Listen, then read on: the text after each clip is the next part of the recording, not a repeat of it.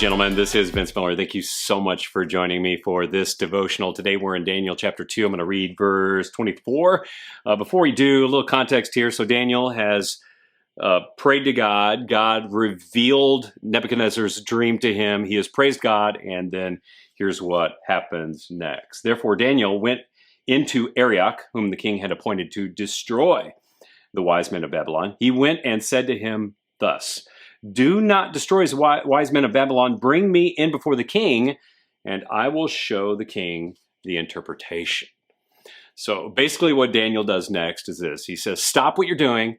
Take me to the king. I will explain the dream. And to be quite honest with you, I love this moment because it appears that Daniel has this bring me to the king kind of attitude or confidence. But his confidence isn't self-confidence. It's a confidence in God.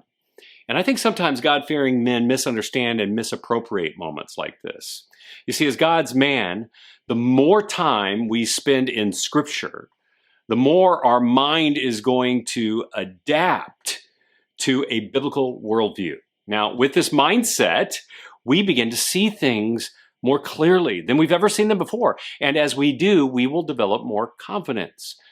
But this presents a unique challenge for the Christian man. The danger is in assuming that the wisdom that we have gained is something that we can use for personal advantage, and it's not.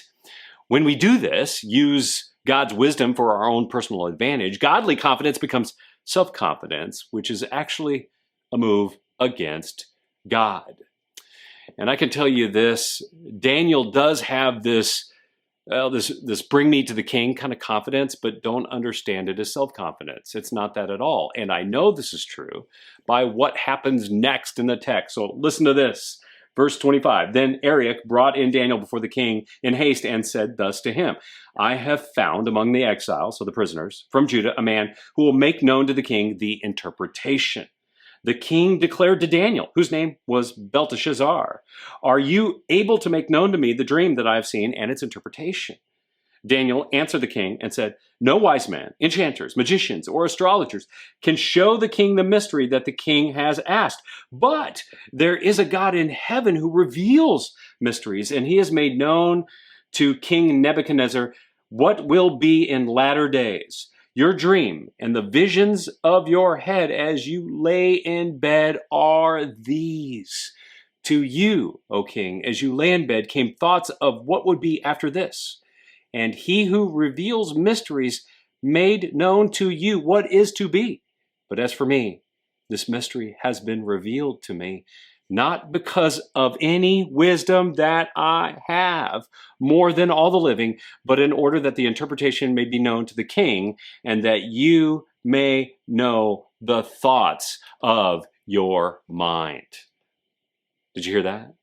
He clarifies that no wise man, no enchanter, no magician, no astrologer can reveal the mystery, but God in heaven can. And then later on, he says that this mystery has been revealed to me, but not because of any wisdom that I have.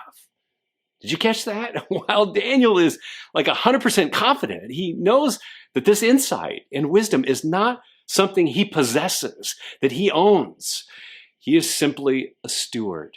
And his confidence is in God. And what's so ironic about this moment is that Nebuchadnezzar had Daniel intentionally renamed to remove God from his name. And so God's going to take some pretty remarkable steps to make his name known to King Nebuchadnezzar. Fellas, we need more guys like this in our time. Men with a steady confidence in God, men who will take steps of faith, men who will not let their selfish motives persuade them to use God's wisdom or gifts, for that matter, for personal advantage. So here's my question for you today. Is there a place in life that you need to give credit to God? Is there a place in your life that you need to give credit to God? Well, do this today. Give it to him. This is exactly how we as men build lasting, godly confidence. I love you guys. I'll see you right back here again tomorrow.